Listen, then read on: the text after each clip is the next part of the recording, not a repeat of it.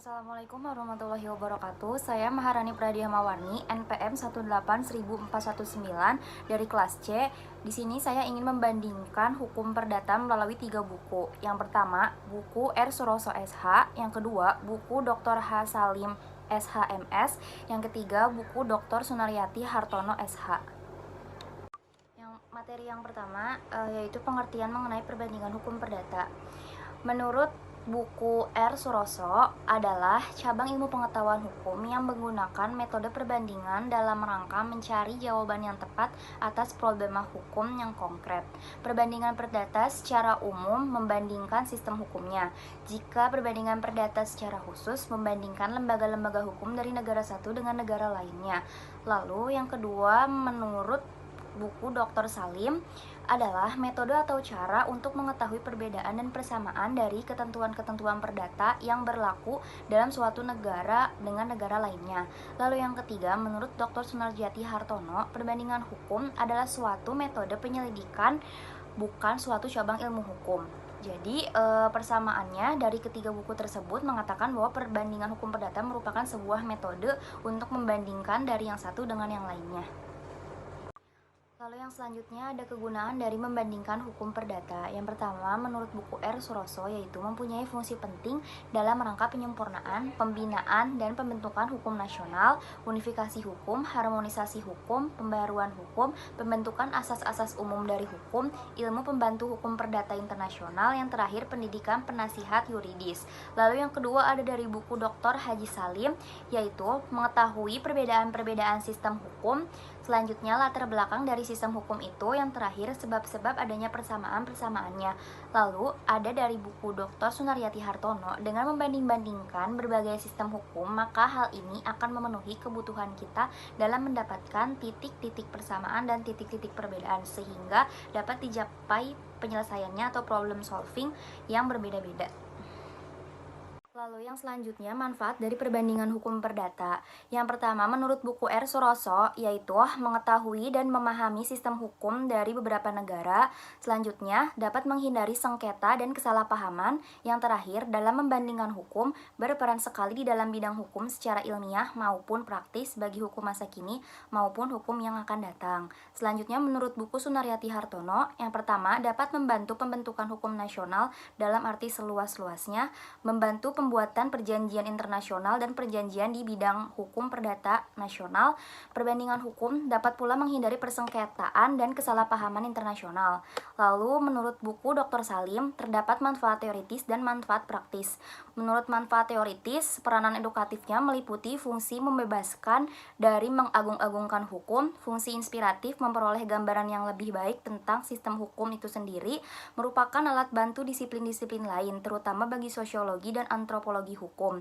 Lalu merupakan instrumen untuk menentukan perkembangan hukum, perkembangan asas-asas hukum, untuk meningkatkan saling pengertian di antara bangsa-bangsa, membantu dalam pembagian sistem hukum dalam kelompok-kelompok, yang terakhir sumbangan bagi doktrin. Lalu manfaat praktisnya itu untuk pembentukan undang-undang. Yang pertama, membantu dalam membentuk undang-undang yang baru, persiapan dalam menyusun undang-undang yang seragam, penelitian pendahuluan pada perundang-undangan asing untuk kepentingan peradilan, pentingnya dalam perjanjian internasional, yang terakhir penting untuk terjemahan yuridis.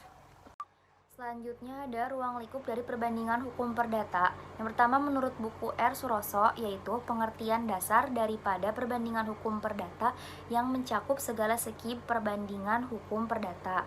Lalu ada perbandingan hukum perdata secara umum, membanding-bandingkan sistem-sistem hukum berbagai negara. Lalu yang terakhir, perbandingan hukum perdata khusus yang membanding-bandingkan lembaga dari negara satu ke negara yang lainnya. Lalu menurut buku Dr. Salim, yaitu sistematika hukum perdata, kapasitas hukum, domisili, catatan sipil, hukum keluarga, hukum jaminan, hukum kontrak, dan yang terakhir hukum waris. Menurut Sunaryati Hartono, tidak dijelaskan secara spesifik ruang lingkupnya, namun perbandingan hukum perdata itu terbagi menjadi hukum perdata internasional dan hukum antar golongan. Yang terakhir, perbedaan mengenai sistem hukum Anglo-Saxon atau Common Law dengan hukum Eropa kontinental atau Civil Law. Yang pertama, menurut buku R. Suroso, bahwa sistem hukum Anglo-Saxon merupakan unwritten law. Maka ia hanya dapat dibenarkan sebagian karena di samping hukum tak tertulisnya, terdapat hukum tertulis yang dibuat oleh parlemen atau statute law.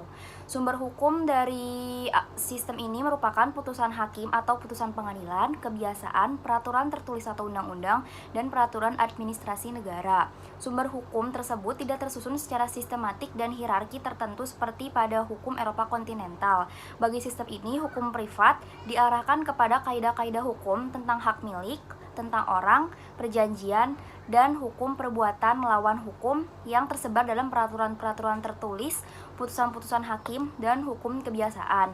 Lalu pada sistem hukum Eropa kontinental atau civil law, sumber hukumnya berupa perundang-undangan, hukum kebiasaan, jurisprudensi, dan ilmu hukum. Pada sistem ini, sumber hukumnya merupakan kumpulan dari berbagai kaidah hukum. Dalam sistem ini terdapat hukum publik dan hukum privat. Hukum publik merupakan peraturan-peraturan hukum yang mengatur kekuasaan dan kewenangan kuasa negara serta hubungan antara pemerintah dengan masyarakat yang terdiri dari hukum tata negara, hukum administrasi negara, dan hukum pidana. Selanjutnya, hukum privat merupakan hubungan hukum antara individu dan individu di dalam masyarakat untuk memenuhi kebutuhan hidup demi hidupnya. Terdiri dari hukum sipil dan hukum dagang. Selanjutnya, menurut buku Dr. Salim, perbedaan antara civil law dengan common law berdasarkan kajian Kaslav Pejovic membedakan ke dalam 4 hal, yaitu sumber hukumnya, metode berpikirnya, tugas pengadilan, dan kekuasaan mengikatnya putusan. Sumber hukumnya, dalam sistem civil law, sumber hukum yang utama yaitu kode atau undang-undang. Pengadilan hanya menerapkan kode dan undang-undang tersebut. Lalu, kasus hukum merupakan sumber hukum sekunder. Civil law dipengaruhi oleh teori pemisahan kekuasaan di mana legislator berperan membuat undang-undang, sedangkan pengadilan menerapkan hukum. Sedangkan dalam sistem common law, sumber hukumnya yaitu hukum diciptakan di pengadilan, sehingga pengadilan ini diberikan tugas utama dalam menciptakan hukum. Selanjutnya, metode berpikirnya. Dalam sistem civil law, metode berpikirnya didasarkan pada undang-undang yang mengandung aturan-aturan dan konsep yang logis, yang dimulai dari prinsip-prinsip umum dan menuju pada peraturan yang khusus. Pada pengacara civil law, biasanya dimulai dari norma-norma hukum yang diatur dalam undang-undang dan dengan cara edukasi membuat kesimpulan mengenai kasus-kasus yang aktual. Sedangkan dalam sistem hukum common law, cara berpikir pengacaranya dimulai dari kasus-kasus aktual dan membandingkan dengan masalah hukum yang lama atau serupa yang telah diputus oleh pengadilan dan dari presiden yang ada hubungannya itu lalu diputuskan melalui induksi. Konsekuensi dari dua perbedaan yang mendasar antara kedua sistem hukum ini, yaitu pengacara dari sistem civil law lebih cenderung konseptual, sementara pengacara dari sistem common law lebih cenderung dianggap lebih pragmatis. Selanjutnya, tugas pengadilannya dalam sistem civil law, tugas utamanya adalah menerapkan dan menafsirkan norma hukum.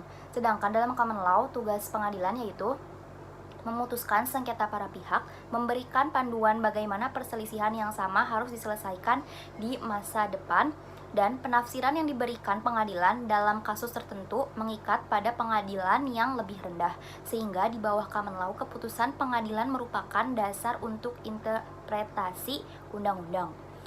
Lalu kekuasaan mengikatnya putusan pengadilan yang didasarkan pada sistem civil law yaitu tidak memiliki kekuatan hukum mengikat. Putusan pengadilan tidak mengikat pengadilan yang lebih rendah dalam kasus-kasus berikutnya, lalu tidak mengikat pada pengadilan yang sama. Tugas pengadilan hanya menerapkan dan menafsirkan undang-undang tetapi tidak menciptakan hukum, dan dalam praktiknya keputusan pengadilan yang lebih tinggi tentu memiliki pengaruh tertentu pada pengadilan yang lebih rendah, karena hakim pengadilannya yang lebih rendah biasanya akan memperhitungkan risiko bahwa keputusan mereka mungkin akan dibatalkan oleh pengadilan yang lebih tinggi jika putusan mereka bertentangan dengan keputusan pengadilan yang lebih tinggi.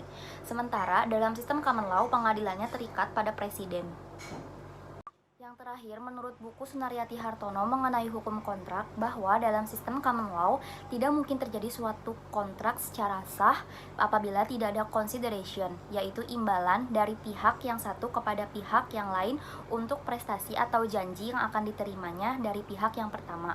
Dengan demikian, maka tidak mengenal perjanjian sepihak atau selamanya merupakan perbuatan timbal balik. Maka hal ini sejalan dengan kaidah hukum adat yang tidak mengenal pranata hukum atau perjanjian sepihak dan hanya menganggap suatu perjanjian itu sah dan mengikat apabila salah satu pihak sudah menyerahkan panjar sebagai tanda pengikat atau preskot daripada prestasinya yang akan diberikan atau dilakukannya untuk pihak yang lain. Sehingga ternyata bahwa asas keseimbangan dan timbal balik yang begitu penting di dalam hukum adat juga merupakan salah satu konsep daripada hukum kontrak yang terjelma di Bergain teorinya pada hukum common law.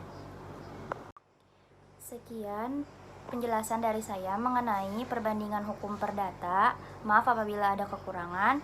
Wabillahi taufiq wal hidayah. Wassalamualaikum warahmatullahi wabarakatuh.